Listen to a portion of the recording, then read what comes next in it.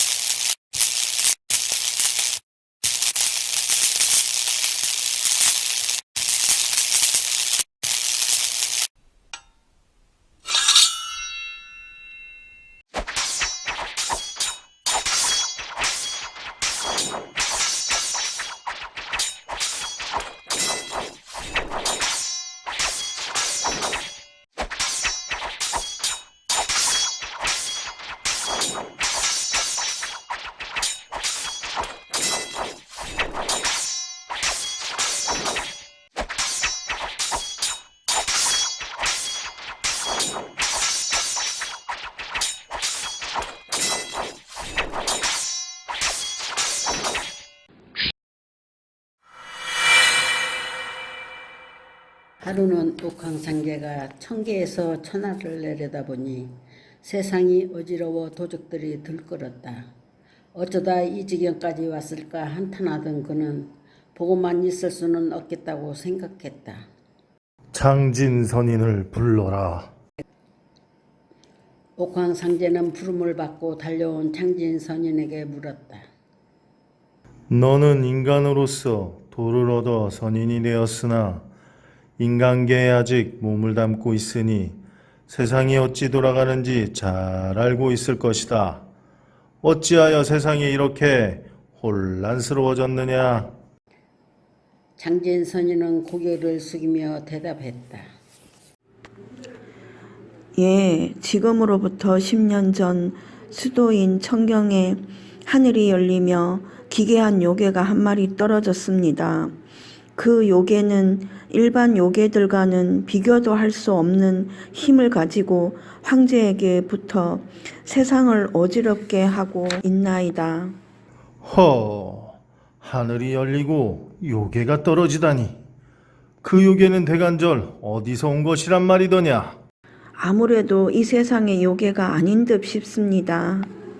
그렇다면 다른 세상에서? 예, 각 세계는 각기 나름대로 법칙을 가지고 톱니바퀴처럼 맞물려 돌아가고 있었다. 하지만 각 세계는 서로 단절되어 있어서 한 생명이 명을 다해 윤회하여야만 다른 세계로 갈 수 있었다. 차원의 틈이 열릴 만큼 그쪽 세계가 혼란스러워졌단 말인가? 풍성한 수염을 쓰다듬으며 고민하던 옥황상제가 다시 물었다. 그렇다면 이 요괴를 어찌 대체하면 좋겠느냐? 제가 근래에 거둔 제자가 하나 있습니다. 가르치기 시작한 지 이제 겨우 5년이지만 깊은 깨달음을 얻어 천기를 읽고 술법에 능하게 되어 제가 더 이상 가르칠 것이 없습니다. 이 제자에게 세상을 어지럽히는 요괴를 퇴치하게 할까 합니다. 호호, 그런 제자가 있었다니 좋다. 너에게 일을 맡기겠다. 예.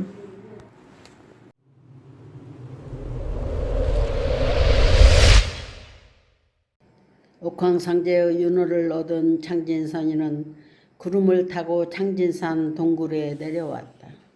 인생아, 내가 왔다. 어서 오십시오, 스승님.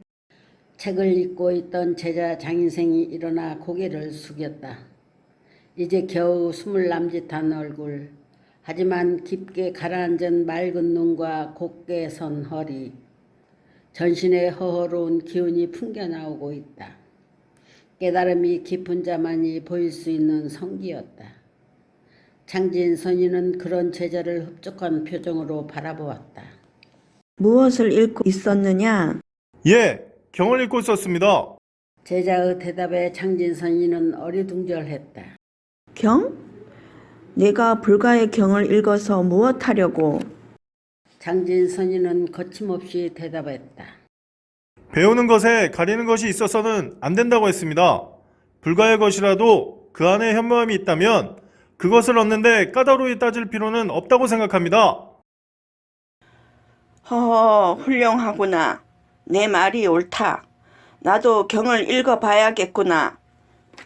장진 선인은 자신이 없는데도 학문 정진에 힘쓰는 제자의 성실함에 만족하며 옥황상제의 명을 전했다. 장인생은 세상을 어지럽히는 강력한 요괴와 싸우라는 명에도 조금의 주저함도 없이 고개를 숙였다. 예! 최선을 다해 반드시 요괴를 퇴치하겠습니다. 장인생은 대답을 하자마자 짐을 들었다. 이미 짐을 싸놓고 있었던 것이다. 그 모습을 보고 장진선이는 미소를 지었다. 이미 명이 내려올 것을 알고 있었구나. 점을 치니 사악함을 무찌르러 동쪽으로 가야 할 것이라는 괴가 나왔습니다. 허허, 천기를 읽는 경지가 이미 나를 능가한지 올해나 달리 걱정할 필요도 없겠구나. 예의를 따지지 않는 두 사람이라 석별의 절차는 길지 않았다. 장인생은 고개를 숙이고는 몸을 돌렸다.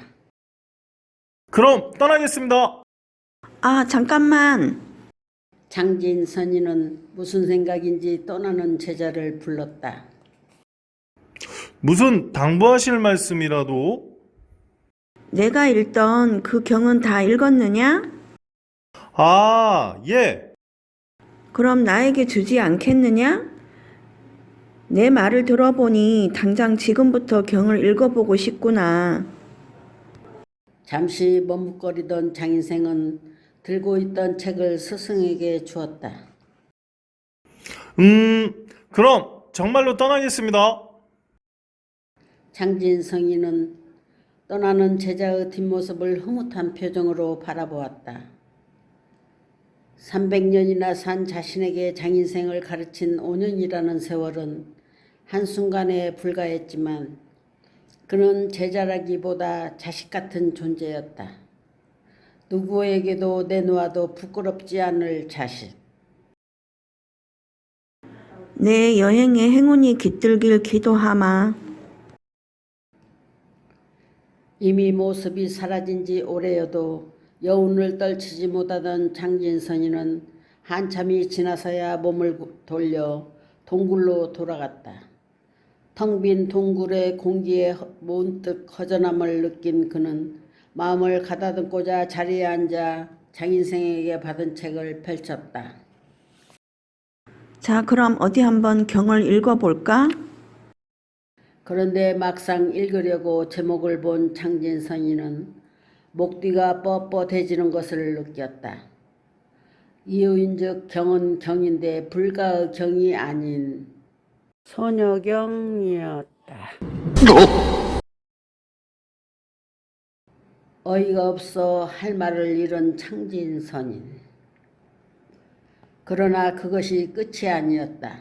장인생이 떠났다는 소식을 알려지기 무섭게 아랫마을에 사는 딸자식 지닌 부모들이 하루가 멀다 하고 장진선인을 찾아왔다. 당신 제자가 내 딸 신세 망쳐놨으니 어떡할 거야?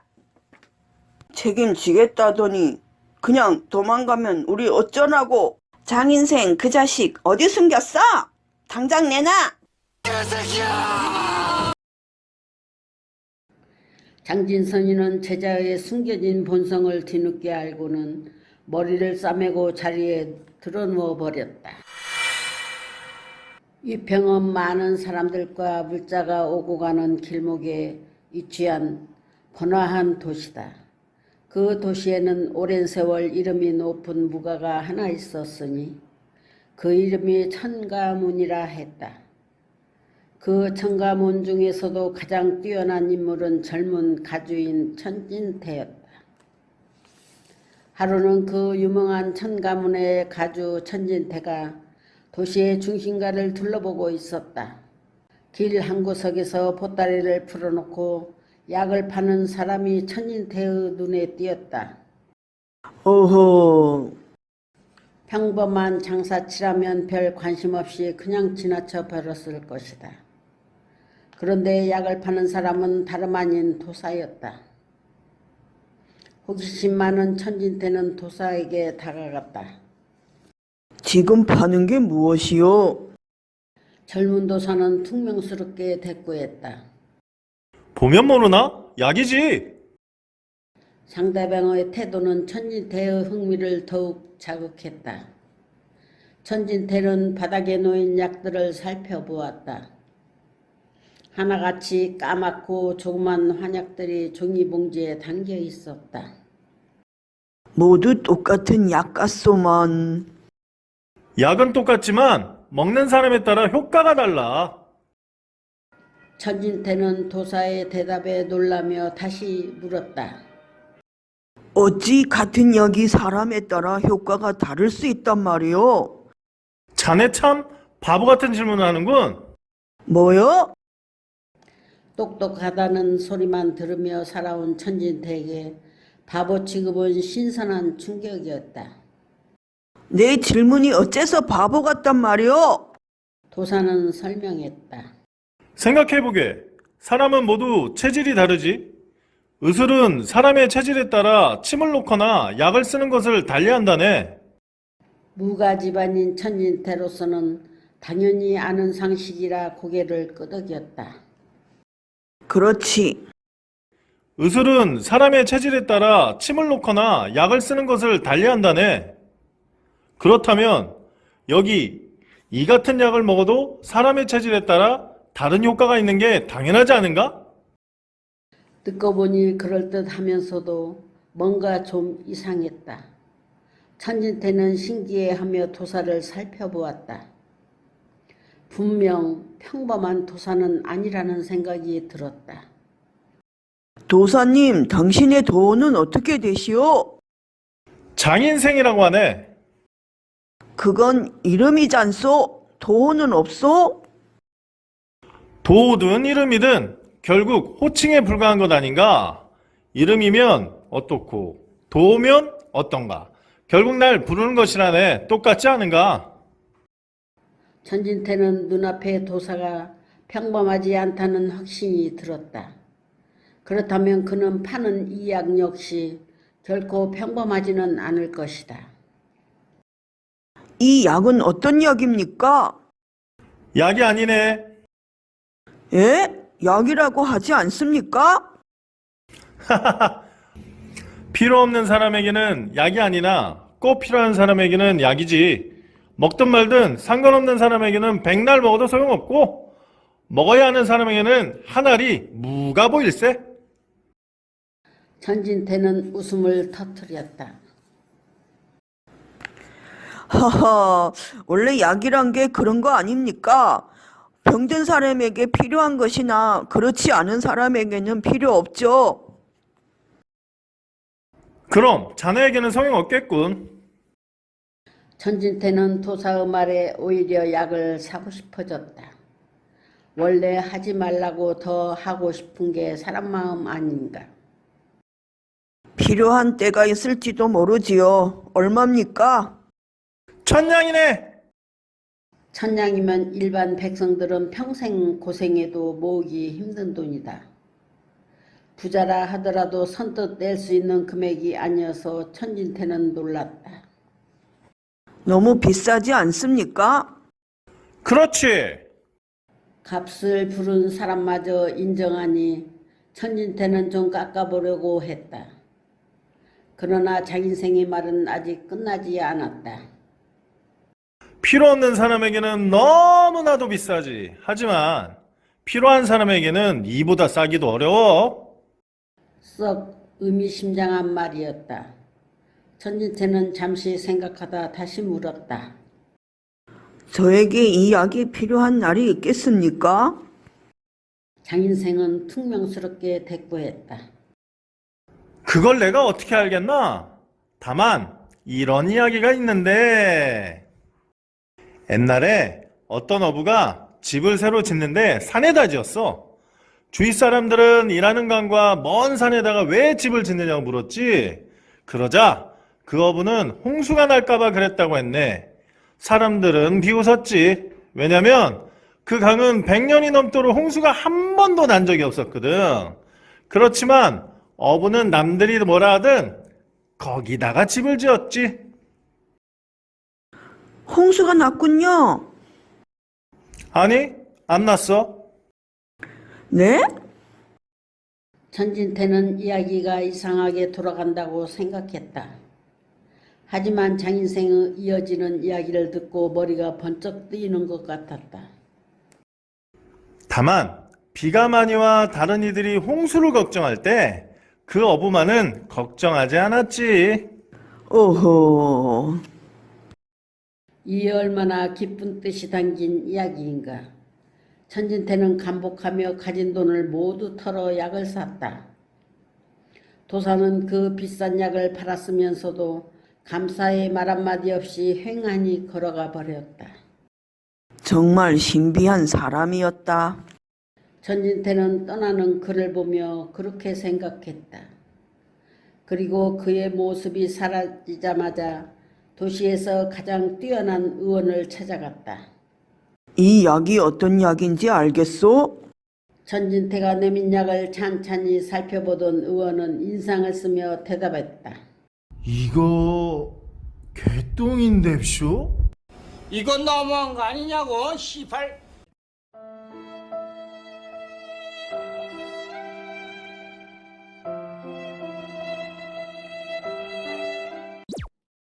장인생은 흔하다가 필요할 때만 없다는 물건을 팔아 번 두둑한 돈주머니를 만지며 흐뭇한 미소를 지었다. 자, 노잣돈은 넉넉히 벌었으니 즐겁게 여행해볼까? 장인생은 전국의 유명한 기루란 기루는 한 번씩 거쳐갈 환락, 요괴, 퇴치, 여행 노선을 정하고 발걸음도 가볍게 출발했다. 그러나 흉흉한 이 세상에는 방방곡곡 도적들이 들끓으니 장인생도 산을 넘다 도적들을 만나게 되었다. 멈춰라! 인상 험악한 3인의 도적들이 장인생의 앞을 가로막고 소리쳤다. 우린 소송성기라 한다. 살고 싶으면 가진 거 모두 내놓고 꺼져라. 여행을 시작한 지 처음으로 찾아온 위기. 그러나 장인생은 무서워하지도 않고 도적들을 찬찬히 살펴보더니 돌연 웃음을 터뜨렸다. 하하! 재물을 얻어 무엇하려 하는가? 그 재물을 써보지도 못하고 죽을 것들이 이런 바보 같은 것들. 서성삼기는 상대방의 태도에 당황했다. 엄청난 고수를 잘못 건드린 것은 아닌가 하고 생각에 첫째인 일기가 소리쳤다. 무슨 소리냐? 장인생은 호통을 치듯 소리쳤다. 이놈들! 당장 손을 내밀어 봐라! 서성기는 엉겹결에 손을 내밀었다. 장인생은 3명의 손바닥을 찬찬히 살피더니 피식 웃었다. 역시 그렇군. 너희는 오늘 넘기지 못하고 죽을 운명이야. 원래 벌써 죽어야 되는 거 아니야? 서성삼기는 안색이 파랗게 질렸다. 사실 그들은 여행객의 금품을 빼앗아 언제 관아에 잡혀갈지 모른다는 생각에 전전긍긍하던 자였다. 그게 정말이요? 장인생은 셋째인 상기의 질문에 자신있게 대답했다. 그렇다. 서성상기는 너무나 당당한 태도와 도사라는 상대의 신분, 게다가 혹시 그의 말이 맞으면 어쩌나 하여 장인생의 말을 한 귀로 흘리지 못했다. 어떻게 하면 살 수 있어?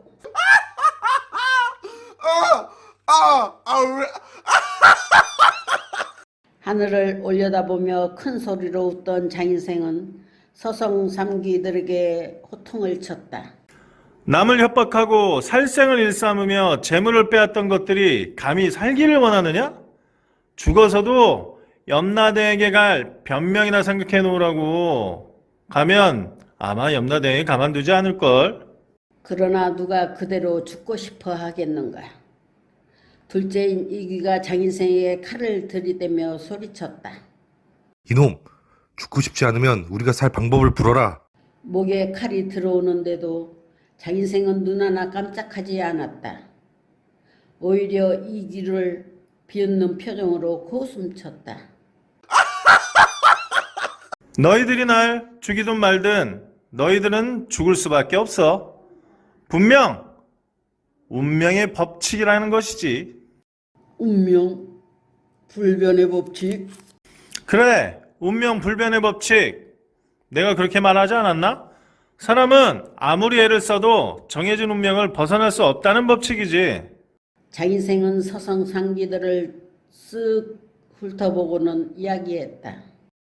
옛날 한 왕이 자기 자식에게 살해당할 것이라는 신탁을 받았어.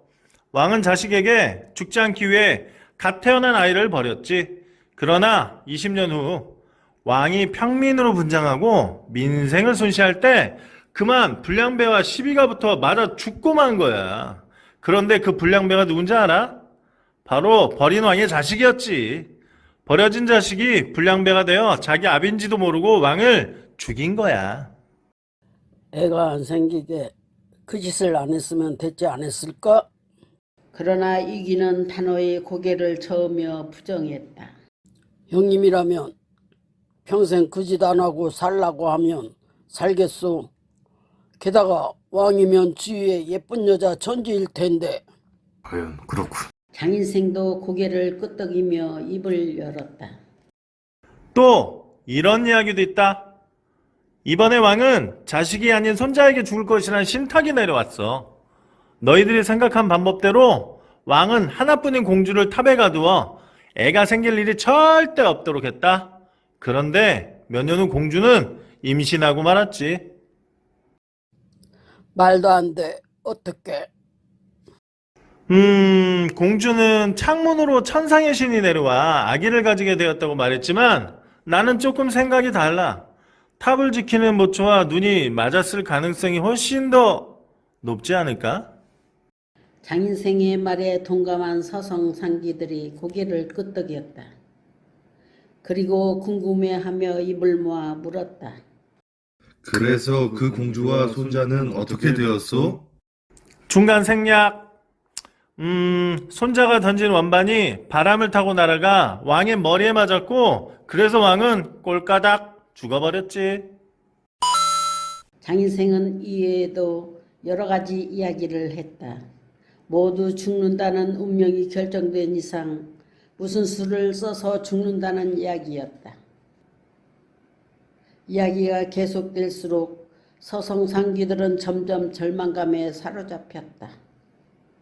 그렇다면 우린 죽을 수밖에 없다는 말입니까? 제발 살려주십시오.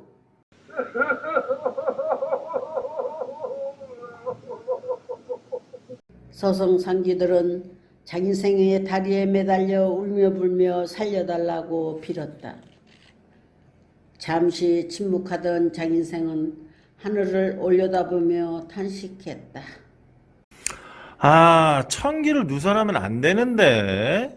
살 수 있는 방법이 있다는 말로 받아들인 서성상기들은 더욱더 매달려 빌었다. 마침내 장인생은 그들의 애걸에 항복하고 방법을 알려주었다. 아이, 어쩔 수 없지. 지금 당장 술과 떡을 준비해. 해가 보이는 방향으로 똑바로 나가. 한 정자가 있고 늙은 사람과 젊은 사람이 바둑을 두고 있을 거야. 쓸데없이 말 걸어 방해하지 말고 그들 옆에다가 준비한 술과 떡을 갖다 둬. 두 사람이 그것을 모두 먹으면 그때 너희들의 이름을 밝히고 어떤 사연인지 얘기해. 그러고 나서 젊은 사람에게 이제부터 착하게 살겠으니 목숨만은 빼앗지 말아달라고 꼭 빌어라. 감사합니다. 감사합니다. 서성상기는 떠나는 장인생에게 몇 번이나 감사하다며 허리를 굽혔다. 그리고 장인생의 모습이 사라지자마자 술과 떡을 준비해 해가 보이는 방향으로 달려갔다. 3시간을 꼬박 달리자 정말 한 정자에서 노인과 젊은이가 바둑을 두고 있었다. 도사님의 말씀대로다. 이렇게 되니 안 믿을래야 안 믿을 수가 없었다. 서성상기들은 장인생이 가르쳐준 대로 바둑을 두고 있는 그들에게 조심조심 다가가 술과 떡을 놓았다. 바둑을 두느라 서성상기들에게는 눈길 하나 주지 않던 두 사람은 옆에 술과 떡이 있자 무심결에 집어먹었다. 마침내 준비한 술과 떡이 바닥이 나자 서성상기들은 넙죽절하며 젊은 사람에게 빌었다. 제발 저희 목숨을 살려주십시오. 이제부터 착하게 살겠습니다. 목숨만은 가져가지 말아주십시오. 젊은 사람은 깜짝 놀라며 물었다. 그게 무슨 소리냐? 서성상기들은 도사 장인생을 만난 일과 그가 이 방법을 가르쳐준 사실을 이야기했다. 이야기를 모두 들은 젊은 사람은 놀라워하며 늙은 사람에게 말했다. 우리가 여기 있을 걸 미리 알았다니 보통 도사가 아닌 모양입니다. 늙은 사람이 고개를 끄덕이며 웃었다. 허허, 그렇군. 할 수 없지. 우리가 먹은 것이 있으니 원하는 대로 해줄 수밖에. 할 수 없군요. 젊은 사람은 품에서 책을 꺼내 펼치고는 서성상기들에게 물었다. 너희들의 이름이 무엇이냐? 서성상기들은 그 책이 명부첩이라고 생각했다. 서성상기는 드디어 살게 되었구나 하고 기뻐하며 얼른 대답했다. 저희들은 서성상기. 아니 김막동. 박병둥. 재판관이옵니다. 어디 보자. 과연 있구나. 있어. 젊은 사람은 책 속에서 그들의 이름을 찾아내고는 고개를 끄덕였다. 그런데 이상한 일이었다. 그는 붓을 들어 수명을 고쳤을 생각은 하지 않고 서성상기들을 밧줄로 꽁꽁 묶는 것이 아닌가. 왜 이러십니까? 젊은 사람이 대답했다. 왜긴 너희들이 죄를 지었으니 당연히 벌을 받아야 하는 것이 아니냐? 아니, 우리 수명을 고쳐주는 것이 아니었습니까? 무슨 소리냐? 내가 무슨 수로 사람의 수명을 고쳐? 서성상기들은 당황했다. 당신은 사람의 수명을 관장하는 신이 아니란 말입니까? 들고 있는 그 책이 명부첩이 아니란 말입니까? 젊은 사람은 웃음을 터뜨리며 답했다.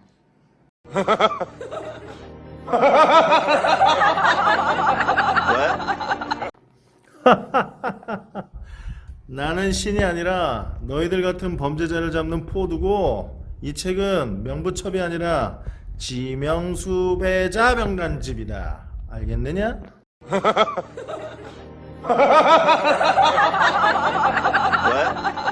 사실 바둑을 두고 있던 사람은 현감과 포두였 것이다. 현의 제일 포두인 남포두는 기가 막혀 멍에 있는 서성상기들을 감옥에 넣었다. 제길, 그 도사님한테 속았어. 감옥에 갇힌 서성상기들은 체포당한 것보다 장인생에게 속았다는 게 더 분해서 밤이 되어서도 잠 못 들고 길길이 날뛰었다.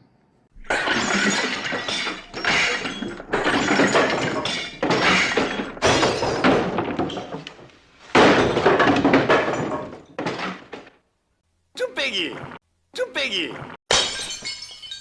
어쩐지 이상하다 했지. 운명, 불변의 법칙이 뭐가 어째. 사기꾼 자식.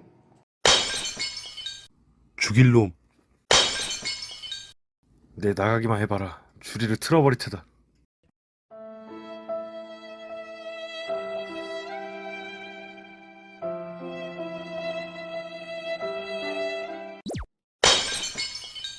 셋이 열심히 장인생에게 저주를 퍼붓고 있을 때였다. 시끄러운 소리에 옥에 들어온 남포두가 야단쳤다. 생명의 은인에게 고마울 줄은 모르고 욕을 하다니 어리석은 것들. 일귀가 잠시 어리둥절했다가 따지듯 물었다. 그게 무슨 소리요? 생각해봐라. 그 도사는 너희들이 오늘을 못 넘기고 죽게 될 것이라 했다. 그런데 지금 도사의 말대로 한 결과를 봐라. 이렇게 감옥에 있으니 너희들은 적들에게서 안전해졌다. 또한 원래 너희들의 죄는 사형이 당연했으나 자수를 한 것을 참작해 목숨만은 빼앗지 않을 것이다. 도사의 말대로 목숨을 지킬 수 있게 되었지 않느냐? 얼마나 좋은 일이느냐? 남포두의 말을 듣고 보니 맞는 말 같았다. 서성상기들은 그제야 모든 것이 장인생의 말대로인 것을 깨닫고 그를 욕한 것을 뉘우쳤다. 우리가 도사님의 큰 뜻을 알지 못했구나. 정말 천기를 읽을 줄 아는 도사님이 분명했다. 감사합니다, 도사님.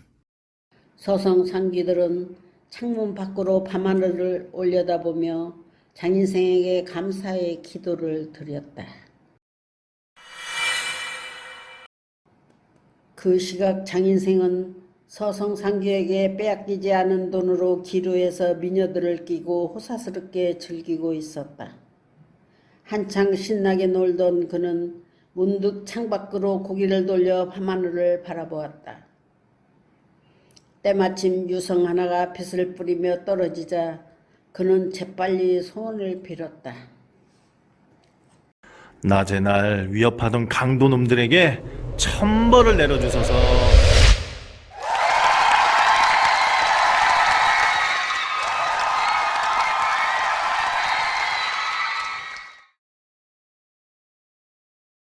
유성은 의외로 가까운 곳에 떨어진 모양이었다.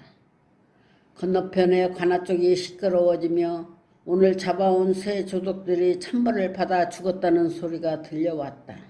이건 너무한 거 아니냐고 시발.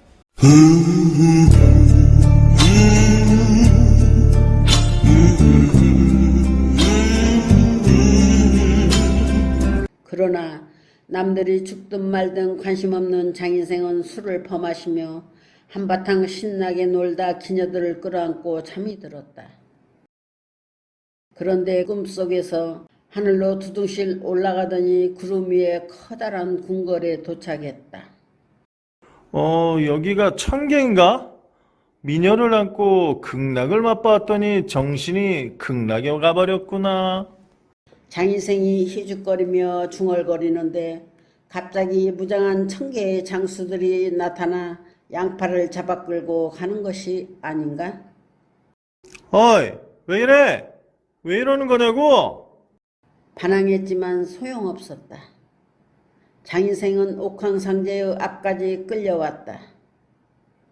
옥황상제는 무서운 얼굴로 추상과 같은 호통을 내질렀다. 네 이놈! 넌 천상의 명을 받은 몸으로 즉각 청경으로 가 요괴를 퇴치할 생각은 안 하고 어찌 기루에서 여자들이나 껴안고 시시덕거리고 있느냐? 보통 사람이라면 오금을 저릴 상황이었지만 장인생은 잘못을 빌어봤자 좋게 끝날 일이 아님을 감지했다. 게다가 천성적으로 뻔뻔함을 나타난 그였다. 이럴 때일수록 이쪽에서 강하게 나와야 한다고 생각했다. 장인생이 푹 한숨을 내쉬고는 말했다. 상제패야, 현장의 어려움을 모르고 일을 안 한다고 화를 내시면 저는 어찌하란 말입니까? 하긴 위에서 명령만 내리시는 분이 실질 업무에 현장 일에 대해 아실 턱이 없겠죠. 졸지에 뭘 모르는 인간, 아니 신이 되어버린 옥황상제는 어이없어하며 물었다. 저라고 어찌 즉각 달려가 요괴를 퇴치하고 싶지 않겠습니까? 그러나 저는 신이 아니라 인간이란 말입니다. 칼로 찌르면 피가 나고 숨을 못 쓰면 죽습니다. 요괴의 힘이 강력하고 또한 몸은 숨기고 모습을 드러내지 않고 있는데 아무 준비 없이 천계에 가서 요괴야 어서 나와 장을 겨루자 라고 소리쳐봐야 요괴의 얼굴도 보기 전에 요괴에게 조종당하는 자들에게 목숨 잃을 판인데요. 그거를 알기는 아시는 겁니까? 옥황상제는 일리가 있는 말이라고 생각하면서도 걱정이 되었다. 그럼 요괴를 퇴치할 수 없단 말이냐? 내 스승은 너라면 능히 해낼 수 있을 것이라 자신하던데? 머리 싸매고 드러누워 있던 장진선이는 차마 옥황상제에게 제자의 본색을 말하지 못했던 것이다. 그 사실을 짐작하고 있던 장인생은 조금의 꺼리낌도 없이 떠들어댔다. 물론 퇴치할 수 있죠. 다만 사전 준비가 필요하다는 것입니다. 만사부려 튼튼이라고 하지 않습니까? 적을 알고 나를 알아야 승리할 수 있다고도 어디서 들어본 것 같은데, 준비는 아무리 철저하게 해도 넘치지 않는다는 거예요. 그걸 아십니까? 됐어. 그러니까 지금 하고 있는 일이 요괴 퇴치를 위한 사전 준비다? 그렇습니다. 여자를 안고 시시덕거리는 것이 어찌 준비가 될 수 있단 말이냐? 장인생의 해명에는 막힘이 없었다. 세상이 이토록 어지러운 것은 현황제가 주색에 빠져 정치를 등한시하고 있기 때문이라고 생각합니다. 물론 여기에는 요괴가 뒤에서 황제를 홀린 원인이 있겠죠. 하지만 아무리 요괴의 술수가 뛰어나다 해도 황제가 제대로 정신을 차렸다면 이렇게 되지 않지 않았을까요? 수많은 충신들이 피를 토하는 충언을 올리는데도 말이죠. 그 이유는 간단합니다. 주색을 밝히는 것은 인간의 원초적인 욕망이기 때문입니다. 그 때문에 한번 빠지면 헤어나지 못하고 끝없이 추락하여 주변의 충언이 귀에 들어오지 않는 것입니다. 즉, 세상이 어지러운 진정한 이유는 요괴가 아닌 황제 자신에게 있다고 생각해야 하는 거죠. 예로부터 황제가 미녀에게 빠져 나라를 망친 일이 얼마나 많았습니까? 경국지색이란 말이 나왔지만 사실 예쁘게 태어난 것이 죄입니까? 거기에 빠져 맛이 간 황제가 멍청하고 아둔하고 바보인 죄지요. 일리가 있는 말 같기도 하고 아닌 것 같기도 하고. 옥황상제의 반응에 장인생의 목소리가 높아졌다. 그렇다는 말은 제가 가서 요괴를 퇴치한다고 해도 이미 주색에 빠진 황제는 정신을 못 차릴 것이고 세상은 여전히 혼란스러울 수밖에 없습니다. 그럼 요괴는 퇴치해서 무엇하겠습니까? 그래서 저는 어찌하면 황제를 제정신이 들게 할 수 있을지 고민했습니다. 하지만 해답을 내기 쉽지가 않더군요. 왜냐하면 전 도사라 주색에 빠져본 적이 없기 때문입니다. 그런 제가 책에 읽은 명언이나 읊는다고 해도 그저 남이 한 말을 따라할 뿐이니 황제의 마음이 와닿을 리가 없겠죠. 주색에 빠져본 적이 없다니 장인색이 지나쳐간 수많은 여성들이 이 말을 들었다면 기가 막혀 입을 다물지 못할 것이다. 그러나 진실을 알려줄 사람은 없고 장인생의 말은 청산유수다. 그렇다면 어떻게 할 것인가? 저는 고민했습니다. 저는 결국 한 가지 사실을 떠올릴 수 있었습니다. 그게 무엇이냐? 같은 경험을 한 사람들끼리 말이 통하고 마음을 연다는 사실이지요. 예를 들어 한번 타락에 빠졌던 사람이 정신을 차려 청소년 선도를 하면 일반 사람들보다 그들의 마음을 잘 알아 구제를 잘하는 것처럼 말입니다. 안 그렇습니까? 그렇긴 하지. 맞아. 그래서 전 결심했습니다. 내가 지옥에 떨어지지 않으면 누가 가겠는가? 나 스스로 주색을 경험하여 주색에 빠진 황제를 구제할 방법을 찾아내자. 이렇게 생각했습니다. 일리가 있는 것 같지만 어딘가 좀 이상한 것 같다. 옥황상제는 헷갈리는 와중에도 일단 의의를 제기하려고 했다. 가만, 이게 좀 아닌 것 같은데. 상대가 이성적으로 생각할 틈을 주지 않고 자신의 궤변에 동조시키는 것이 사기술의 기본이다. 장인생은 옥황상제가 생각을 정리하기 전에 왈칵 울음을 터뜨렸다. 다 큰 어른이 그것도 수행을 쌓는 도사가 울자 옥황상제는 깜짝 놀랐다. 아니, 왜 우느냐? 갑자기 왜 우느냐?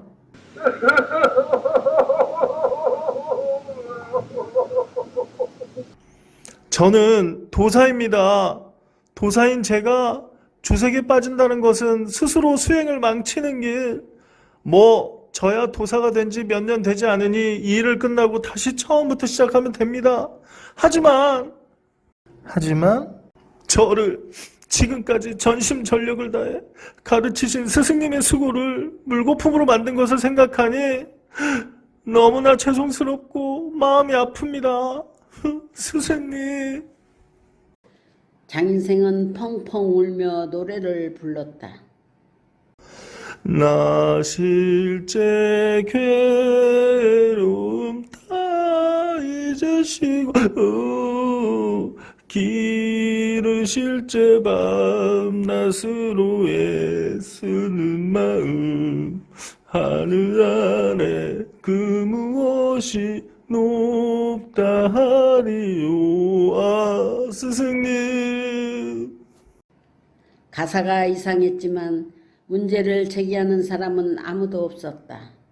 그저 엉엉 우는 모습과 애끓는 목소리만이 중요할 뿐이다. 조금은 감격한 옥황상제가 말했다. 내 스승 창진선인은 나와 막역한 사이다.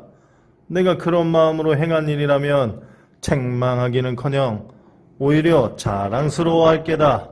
네, 잘 말해줄 테니 걱정하지 말라. 감사합니다. 이제는 완전히 장인생에게 넘어가 버린 옥황상제는 인자한 미소를 지으며 말을 이었다. 호호호, 내 뜻도 모르고 호통을 쳤구나. 미안하게 됐다.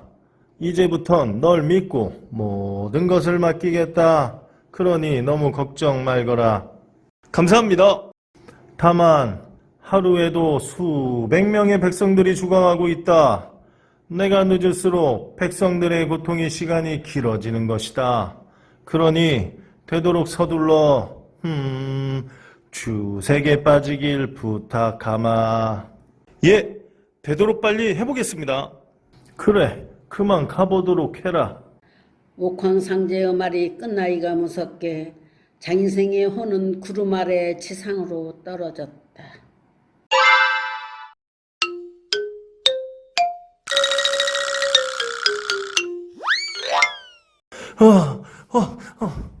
장인생은 기루의 비단 이불 속에서 벌떡 일어났다. 옆에 잠들어 있던 기녀가 깨어 눈을 부비며 물었다. 오빠 왜 그래? 장인생은 뭔가 골똘히 생각하다가 대답했다. 천국 구경하고 왔다. 천국? 장인생은 고개를 돌려 옆에 기녀를 바라보았다. 알몸의 여인을 보니 다시 욕정이 솟아올랐다. 에이, 이번에는 지상의 천국을 맛볼 차례다.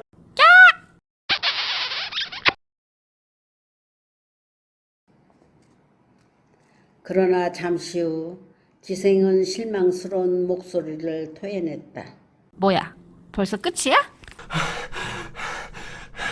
옥황상제가 서두르라고 빨리 그랬거든.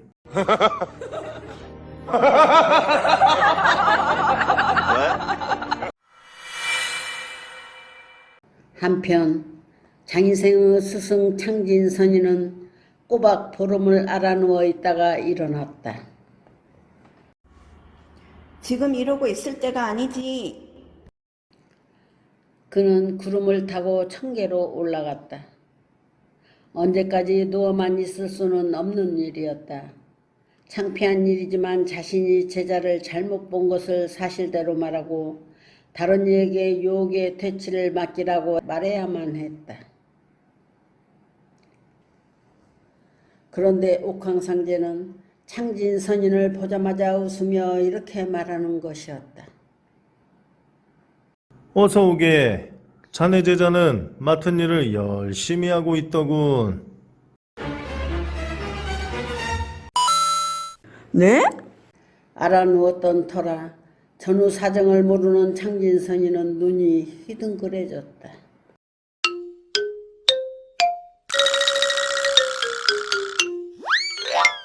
불초 제자가 무슨 사고를... 옥황상제는 허허 웃으며 고개를 저었다. 큰일을 하려면 작은 오점이 있을 수는 있는 일이지. 허허허. 비록 수행을 쌓는 도사로서 잘못된 일이기는 하지만 다 이 세상을 위한 일이 아닌가? 그러니 선인은 제자를 너무 책망하지 말게나. 무슨 소리를 하는지 도무지 이해가 가지 않던 장진선인이었지만 이야기를 계속 들으며 어느 정도 짐작했다. 이놈의 스승을 속인 걸로도 모자라 옥황상제에게까지 사기를 치고 있구나. 참으로 괘씸한 놈이라고 이를 가는 창진선인의 속도 모르고 옥황상제는 여전히 웃고 있다.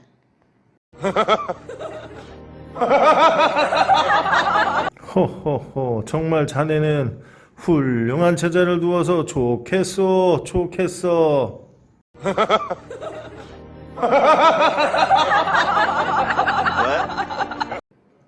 장진선인은 솔직히 모든 사실을 밝히려고 했다.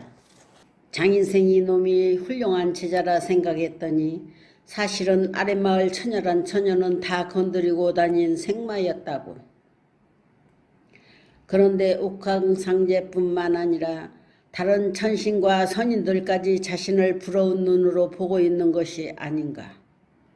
아무리 돌을 닦은 선인이라고 해도 갈등할 수밖에 없었다. 모든 사실을 밝히고 오명과 비웃음의 대상이 될 것인가?